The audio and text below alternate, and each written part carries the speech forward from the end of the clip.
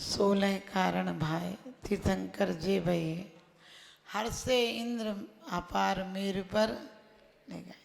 पूजा कर निज धन्य लखो बहु चाव सो हमहु 16 कारण भावे भाव सो।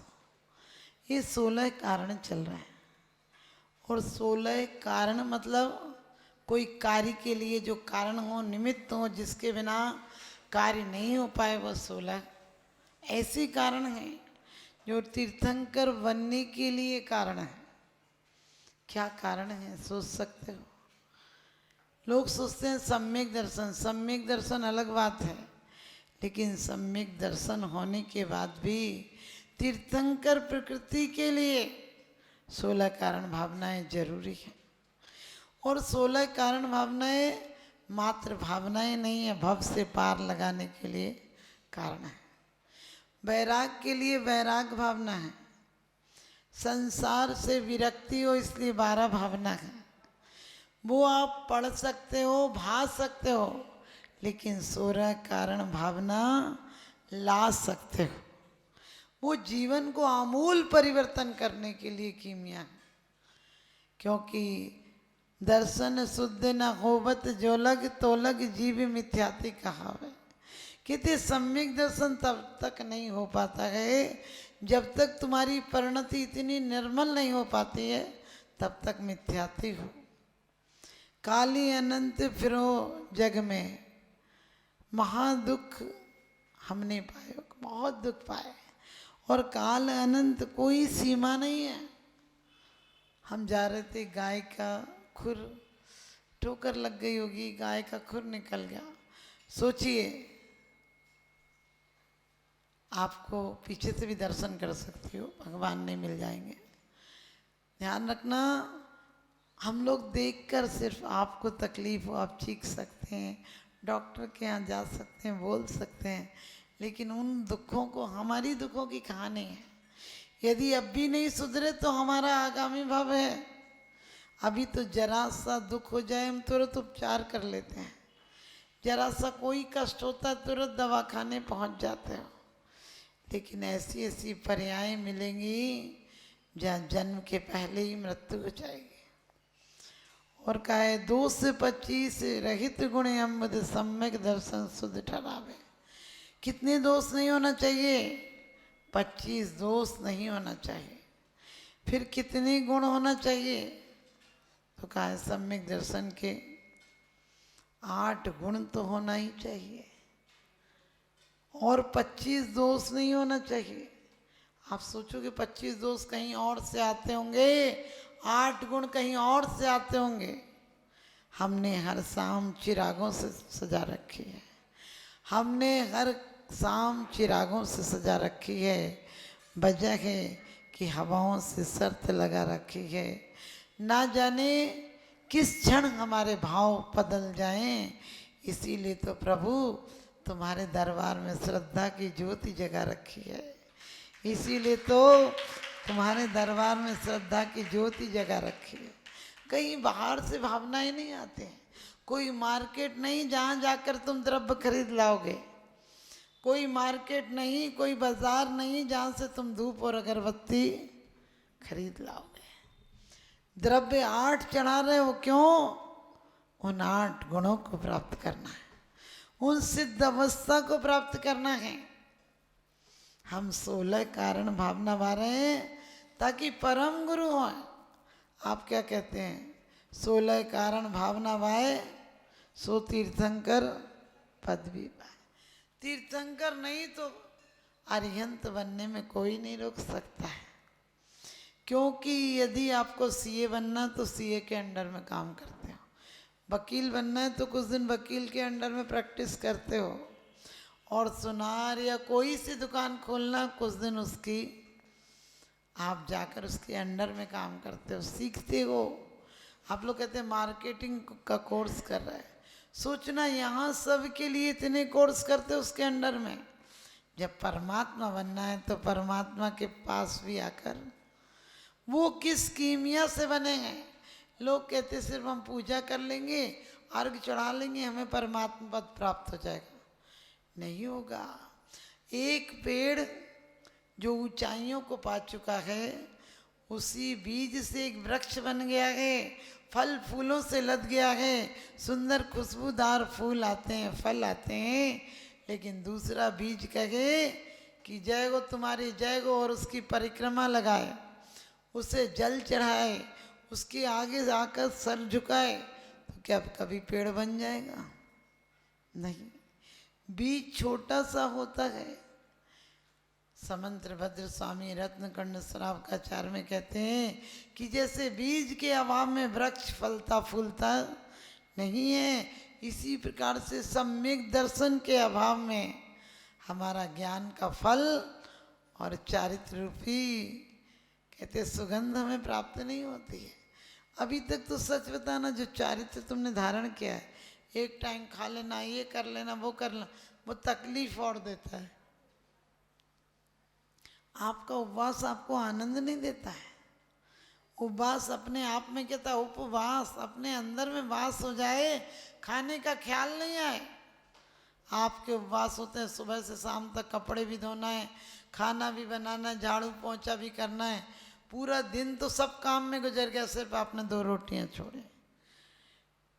लेकिन विचार करो, कोई क्षण ऐसा भी आए जब खाने का ख्याल ही नहीं आए, ऐसे भक्ति में रम जाओ।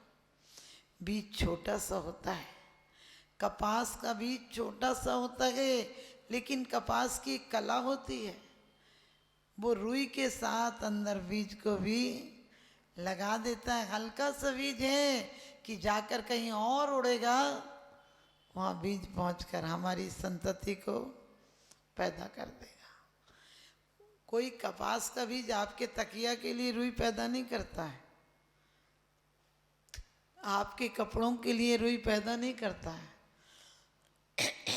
लेकिन उसमें एक हल्कापन आया है, एक शुक्लता आई है। वो कहता है इससे फैला दूंगा। वो बात अलग है, फैलाने के लिए रुई का सहारा लेना पड़ता है। हमारे जीवन में भी, हमारे इस देह रूपी बीज में, इस देह रूपी बीज कपास में एक सम्यक दर्शन रूपी बीज है, जो फैल जाए तो दुनिया को सुखद नींद भी देगा, अमन भी देगा, चैन भी देगा। लेकिन जिस प्रकार से बीज आप डालो और तुरंत देखो कि आया फल की नहीं, कभी फल आएगा? नहीं आएगा। बीज को अंदर जाना पड़ता है, फिर गल जाता है, खो जाता है, मिट जाता है। आप गेहूं जैसा डालते हो वैसे ही अंकुर आता है क्या? गेहूं जब मिट जाता है तब एक छोटा सा अंकुर ऊपर आता है, फिर बाले बनती, फिर रूप ही बदल जाता है उसका। जो गेहूं डाला था वो गेहूं बाद में आता है, और एक नहीं 72 और 120 गेहूं लेकर आता है। लेकिन जब अंदर जाता है तो अपने रूप को परिवर्तित करता है, उस रूप को मिटा देता है, तब कहीं जाकर स्वरूप की प्राप्ति होती है। अपने अहम को मिटा देता है, तब जाकर अरहम की प्राप्ति होती है। वो दूसरे रूप में आता तो दूसरे रूप में, लेकिन कुछ दिन बाद स्वयं दूसरे बीजों को उत्पन्न करने की शक्ति लाता है। हम भी आज इनकी पूजा करेंगे, क्योंकि कहते हैं जो मन से पूजा करते हैं, पूजा उनको फल देती है। प्रभु पूजा भक्त पुजारी को कैसा? अपने जैसा कर लेती है। आपने भक्तांबर में पढ़ा कि उन सेठों से क्या फायदा जो अपने नौकर को नौकर रहने देते हैं, लेकिन प्रभु दुनिया के हर आदमी नौकर को नौकर रखना चाहता है, लेकिन आप एक ऐसे हो कि नौकर को भी मालिक बना देते हो। दासो हम रटता गया, दासो हम रटता गया, मैं मंदिर के पास और दादर सत ही हट गया, सोहम रहा प्रकाश। दर्शन करते ही मुझे भान आया कि मैं भी आप जैसा ही हूँ। आप सोच कर देखना कि हम 16 कारण भावनाओं में, 16 कारण भी, ये कारण भी हैं और कार्य भी हैं। 100 तीर्थंकर पदवी पाए, जो इसको लहता है, 16 यानी 16 तारीख नहीं है, 16 संख्या नहीं है। जो इन भावनाओं को सो लगे यानी सो लहे, जो लहता है वो तीर्थंकर बन जाता है। हमें आप सबको तीर्थंकर बनना है। अरे करोड़ की सोच रखो तब जाकर लाख मिल पाते हैं।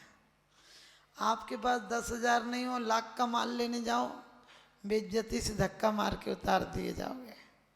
हमारी अभी दिल में विशुद्धि तो 10,000 रुपये वाली भी नहीं है, इतनी सी भी नहीं है। और रोज पूजा करके जय हो अर्घ चढ़ाया और कहते हैं डिब्बी में ही परमिट वापस भेज देना, ये डिब्बी में ही टिकट रख के भेज दो तीर्थंकर बनने का।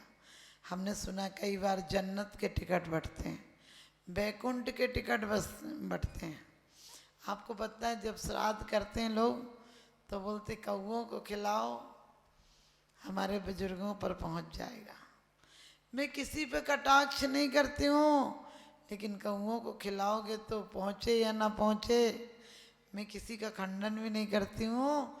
लेकिन सच बता दो, यहाँ यदि दुनिया के कल्याण की भावना भाओगे, दुनिया में तुम्हारा कल्याण तो फोकट में हो जाएगा। हमें अपने कल्याण की भावना बानी है, क्योंकि सब यदि खुशी रहेंगे तो सब में हम भी आ जाएंगे।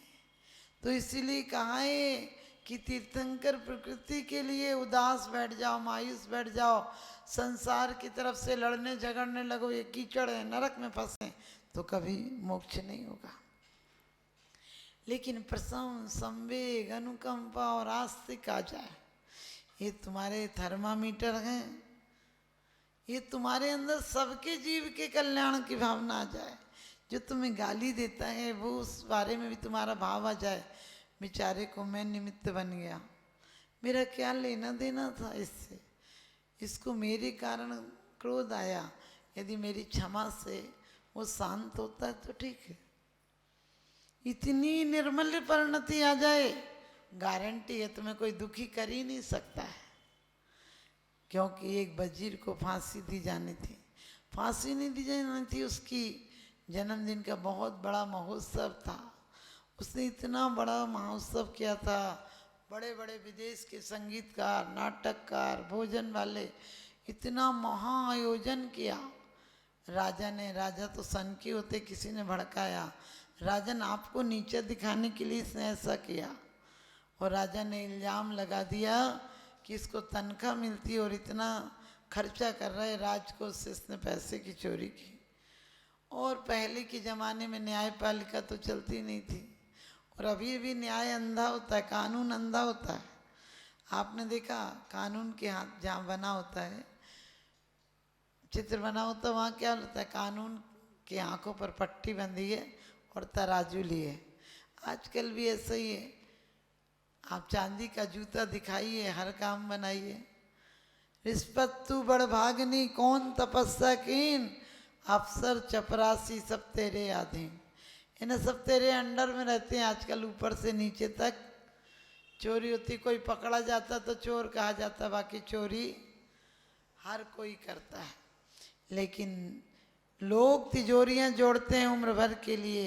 अफसोस है कि मौत का फरिश्ता रिश्वत नहीं लेता, मौत का फरिश्ता रिश्वत नहीं लेता। वैसा ही राजा का दिमाग फिरा गया और उसने एक मुनाती फेर दी कि इसको आज शाम को 6 बजे फांसी दी जाएगी। दिन में 1 बजे थे जब उसका प्रोग्राम शुरू ही हुआ था। उसने राजा को भी बुलाया था, ऐसी बात नहीं। राजा तो नहीं आया, एक चिट्ठी भेज दी, और जैसी चिट्ठी जिसने देखी वो ही रोने लगा। जैसे ही मुनादी फेरी गई कि राजा का आदेश है 6 बजे शाम को इसको फांसी दी जाएगी, सब लोगों ने, हलवाइयों ने कढ़ाइयाँ उतार दी, संगीतकारों ने वाद्य बंद कर दिए, नर्तकियों ने नाचना बंद कर दिया, खाने वालों ने खाना छोड़ दिया, सब कुछ मातम में पसर गया, रोने चीखने की आवाज आने लगी। मंत्री ने कहा क्यों बंद कर दिया? लोगों ने कहा आपने नहीं सुना मुनादी, आपको 6 बजे फांसी दी जाएगी, अब कैसा जन्म हो सब? वो कहने लगा, अरे राजा की इतनी कृपा है, मौत किसके घर कह के आती है? मौत किसी के घर कह के नहीं आती है। सड़ सड़ के आदमी मरता गए, पड़े पड़े आदमी मरता गए। आज राजा ने मुझे 6 घंटे पहले सूचना दी है, हर कोई की मौत मातम होती है, मैं अपनी मौत को महोत्सव बनाऊंगा। बजाओ सब बाजे, मैं नाचते कूदते हुए मरूंगा। कम से कम 6 घंटे पहले इतना एहसान कोई करता है? और राजा को धन्यवाद दो, उसने एक मिठाई का थाल भेजा, कुछ फूल भेजे, कुछ हीरे मोती जो उसके घर में था। कहा, राजा की कृपा से मैंने जितनी जिंदगी जी है, आज अंतिम समय में उसे पुरस्कार भेज दूं कि कम से कम खबर तो भेजी है। और वो तो नाचने लगा, सबका मन नहीं था, लेकिन बोला, मेरा आदेश है, मेरी अंतिम इच्छा पूरी नहीं करोगे? सब लोग नाचो गाओ खाओ पियो, मुझे खुशी होगी कि मैं सबको आनंद देकर मरा। अब राजा के पास जब खबर गई कि उसने तो और आनंद, ज़्यादा आनंद में झूम रहे कि कृपा है तुम्हारी, 6 घंटे पहले खबर की, और मैं मौत को अपनी एक ऐतिहासिक बनाना चाहता हूँ।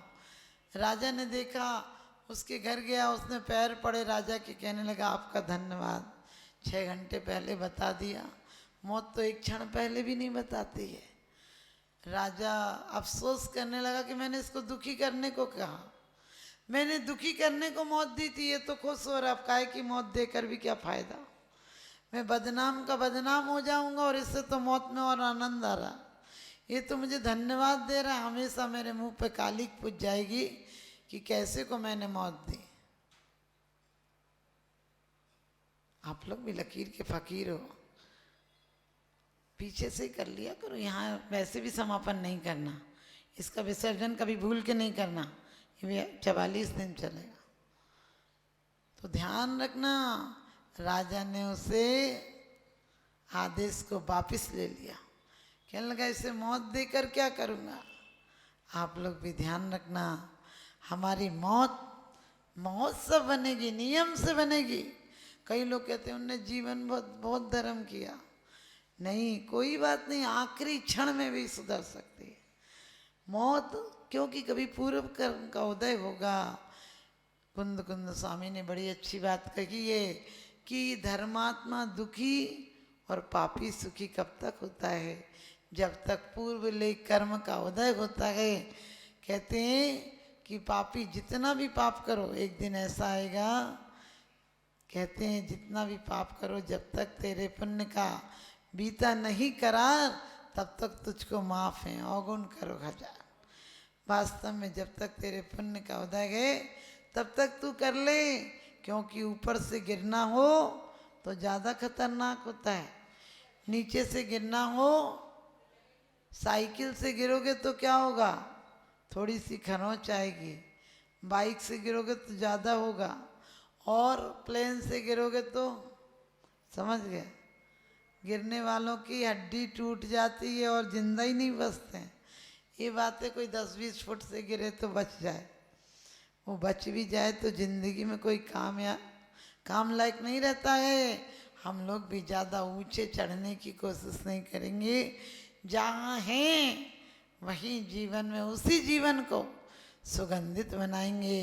दर्शन विशुद्धि का अर्थ सिर्फ इतना है कि हमारी भावनाएं विशुद्ध हो जाएं, हमारे दुनिया में हमारे प्रति कोई भी हमारा दुश्मन रखे नहीं। बस इतनी सी कीमिया सीख लेना, हमारे किसी व्यवहार के द्वारा किसी को कष्ट नहीं हो। कष्ट नहीं होगा मतलब कोई शराबी कहने लगे शराब पियो नहीं तो दुख होगा, ऐसी बात नहीं। हर व्यसन कसायों से मुक्त हमारा जीवन हो, पापों से निर्लिप्त जीवन हो, और बाकी संसार में रखो। संसार कोई पाप का घर नहीं है, संसार को सागर कहा है, क्योंकि इसी सागर में जहर भी निकलता है, अमृत भी निकलता है। दैत्य जहर निकाल देते हैं, देवता अमृत निकाल लेते हैं। हम देवता नहीं, परम देवता बनना है। इसलिए उन 16 कारण भावनाओं को भी भाना है, अपनी परिणति ऐसी लाना है कि हमारी स्वयं में विनय, कल आपको विनय के बारे में बताएंगे कि वास्तव में हमारे जीवन में यदि विनय आ जाए तो आज ये परिवार सुधर जाए, लोग कहते छोटों को भी नहीं करना चाहिए, नहीं, बड़ों को भी तो स्नेह देना चाहिए, उनका वही आदर सम्मान है। घर परिवार में किसी से चीखो चिल्लाओ मत। तुम्हारी शान घट गई होती कि रुतबा घट गया होता, जो गुस्से में कहा तुमने वही हंस के कहा होता। अपने जीवन को लोग कहते थोड़ा बहुत गुस्सा कर लो, नहीं, थोड़ी भी आदत बन जाएगी तो बुढ़ापे में आदत नहीं जाएगी। आप लोग आज से ही अपने जीवन को बदलने की कीमिया सीखेंगे।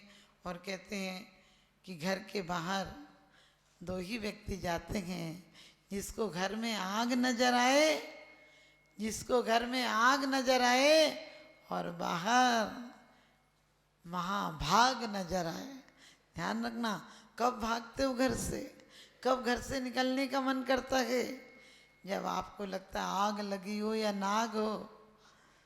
और हमारे आचार्यों ने कहा यदि आपको निधि दिख जाए तो भी घर से भागने का मन करता है।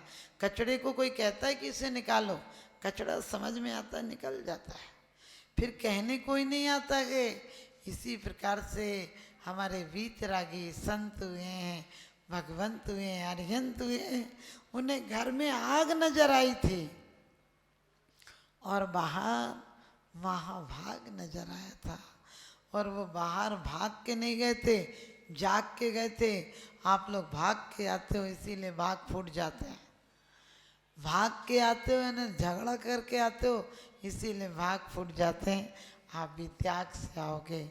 हम आज तक या राग में जीते हैं या त्याग में जीते हैं। जिस दिन वीतरागता में जीने लगेंगे उस दिन हमारे भाग भी खुल जाएंगे। आप सबके भाग खुलें और एक दिन आप भी तीर्थंकर प्रकृति का बंद करो। उसके लिए कारण के बिना कार्य नहीं होता है। आटा रखा हो लेकिन रोटी अपने आप नहीं बनती है।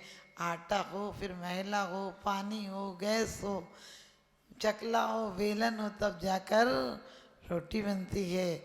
हम सबके लिए भी यदि भगवंत बनना है तो देव सासुर का अभी इनका अभिवंदन करो।